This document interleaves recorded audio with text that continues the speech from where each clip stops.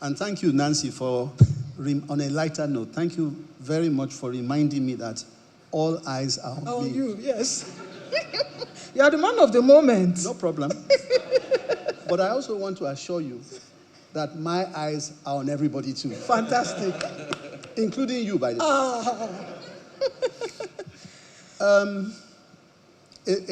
A lot there to unpack.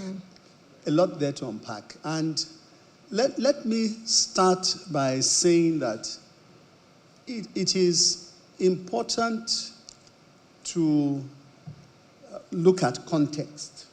It's important to look at context because you talk about MPC meetings and the fact that over a period of time, we were used to having 6 MPC meetings, but in this particular year, we've had 4. Yeah. Now, one has to ask the question, to what extent did those meetings actually achieve results? And really and truly, if they didn't, then you have to ask yourself, do you really want to continue with this system? And quite frankly, as far as I'm concerned, the answer is no. And that is why we took time to look at the existing framework and significantly come up with something differently. And that's where we're heading into 2024, okay? Whereby we will be using inflation targeting, okay, and we will ensure that the use of monetary policy actually cascades down and has an impact.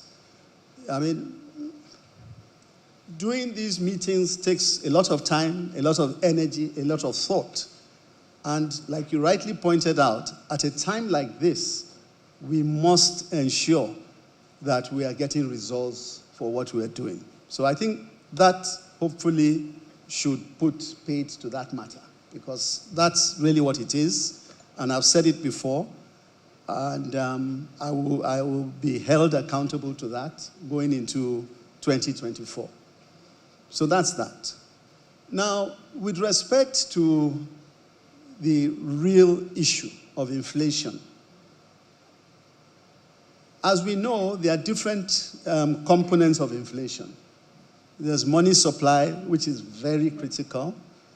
There's imported inflation, okay? There are structural issues. There are a whole host of different things. With respect to money supply, importantly, very, very importantly, we have taken very bold steps to control money supply. In actual fact, as you probably are aware, we've gone to the extent of increasing the OMO activities, both in terms of volume and in terms of price, all in the need, or all with the objective of reining in money supply. Very, very, very important. The central bank has a clear focus on exactly where it expects money supply to be, and will do everything possible to defend that. So those are one of the tools we use. We also have a liquidity management meeting, meets every single day at 8 o'clock in the morning, and takes a view for what needs to be done to ensure that we can bring stability and reduce volatility in particular areas, which will in itself positively impact inflation. As you know, these are not issues that necessarily will result in, that will bring about results overnight. They won't. They certainly will not. But at least over a period of time, they will help to moderate the situation that has been very, very challenging for Nigerians. And of course, we're very, very mindful of the fact that inflation affects everybody. It's not just the people at the top, it impacts the people down below considerably, considerably. So we have to do everything possible to defend what our core business and our core mandate is.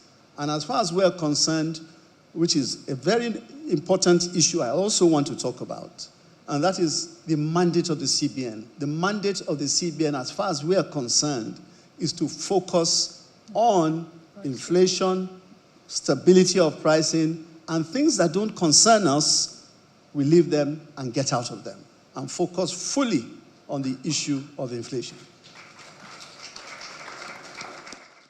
Addressing the issue of the Naira scarcity. The Naira scarcity. Yes, unfortunate, and really the history of that lies in the Naira redesign policy.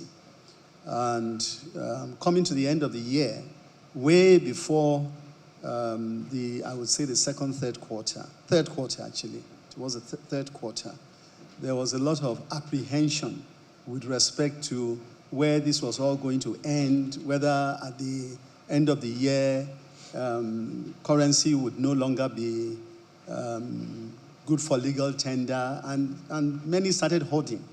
This is really what happened. Many started hoarding. Happily, the Supreme Court has decided, very clearly that the currencies will be valid post the end of the year. So, at the same time, the central bank itself, after that pronouncement, has gone out to advertise and let people know that this is the case. Radio jingles, we've come out in the press, we've, going out to the rural areas to ensure that people understand that it's not something for them to be concerned about, that their Naira is legal tender beyond the end of this year. And I think we've slowly begun to sensitize people, and that is certainly being understood in areas where it needs to be understood. On the issue of volatility, and your question basically is, what is the central bank doing to minimize volatility? And yes, it is obviously should be a concern for anybody, because with volatility, you can't plan, and investment is discouraged, and the sort of robust economy we want to grow is greatly hampered. So it's an issue that is of great concern to us. And what we've been doing in that respect is to recognize that it is important to create confidence. Okay, we've got to do things that create confidence in those who would normally play that market.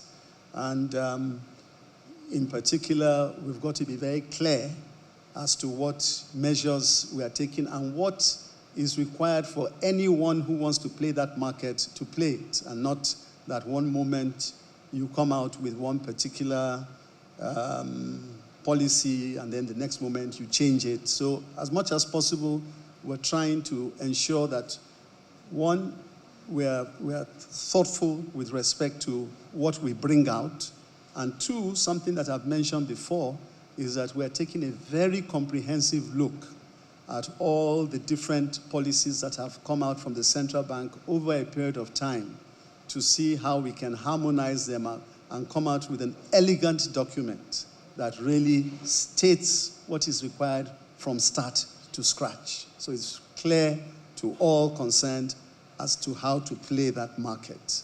Of course, importantly, the 43 items that, and this was spoken about earlier, that we've come out and, taking away from the ambit of the central bank, because as far as we're concerned, that really, trade policy has nothing to do with us. And I'm very, very pleased that it has had a very positive impact. I was very happy to hear the 1.3 million people that are potentially lifted out of poverty as a result of this. And I can assure you that with listening to that kind of a statistic, we will do everything possible to ensure that we do not veer into areas like that have nothing to do with us. Then, of course, the backlog of foreign exchange forwards, which is obviously something dear to many people's hearts. And we've already had we've already settled the outstandings of, I think, about 31 banks, and largely smaller outstandings. Those have been fully taken care of. In particular, banks that had full documentation got fully paid out in those 31, and then it was cascaded down the line accordingly. On the rest, we are in negotiations as to the way and manners which those are also going to be settled. And in fact, the process of settling them has started. I must say that I'm confident that going into next year, this will be less of an issue for us to worry about. And we can then begin to focus on ensuring that liquidity really and truly returns to the market in a way that is sustainable. This issue of backlog, sadly, is something that seems to have been at the forefront of potential investors' minds, and they wanted to be confident that there was a path out for that. And as I said, it is something that we've taken very seriously and have begun to address. So I'm fairly confident that the era of volatility, and you cannot eliminate it completely, but it is coming under greater control. And I stress volatility as opposed to stability. Okay, so I think that's very, very important to us.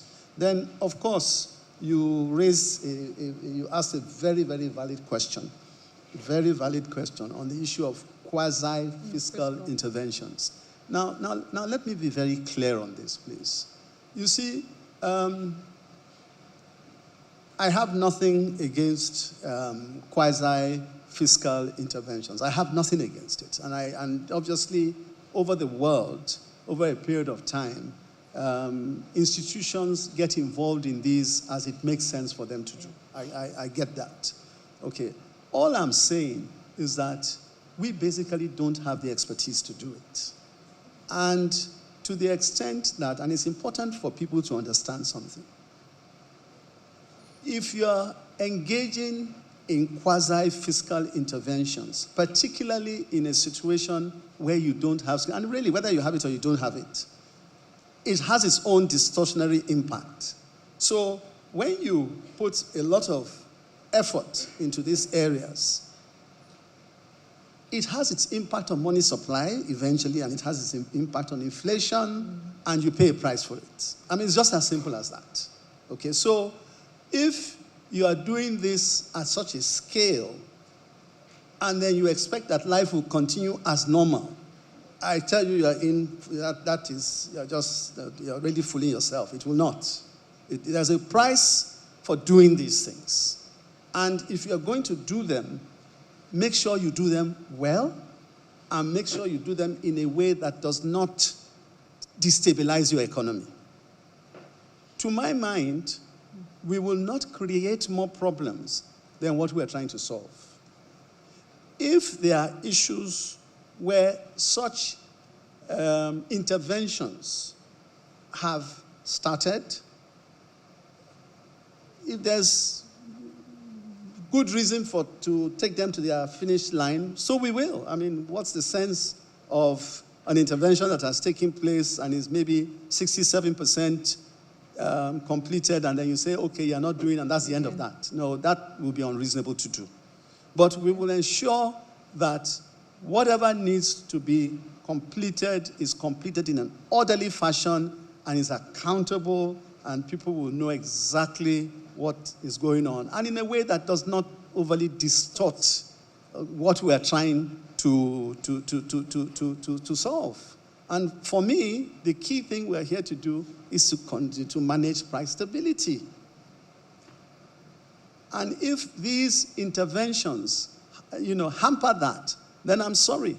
I will defend what I really am here to do as central bank. I hope that is clear. Yes, very clear.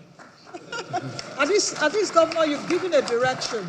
Because why I asked that question is that there was no clarity as regarding some of the interventions that are on, if they will be completed, and the distortions that will come from that. So it's good that you clarified that now. So thank you. Very quickly, because I know we're out of time. Yeah. Fraudsters being scammed by banks, definitely this is something we're aware of, and we're working with the banks to ensure that this is reined in very quickly and doesn't get out of hand. So I can't say more than that for now. But other than to say that I'm aware, and there's something being looked at on that. The CRR and unevenness in the CRR. What I will say on that is it's less, or it should be less, about the unevenness, because there will be unevenness, but more about the transparency. The banks need to know and understand why what formula is being used and why certain banks are being allocated more than others. That's something that the central bank owes you to tell you. And I can assure you that going forward, the issue of transparency is going to be the hallmark of the business of the central bank. Thank you. Thank you. Over to you, Shubham.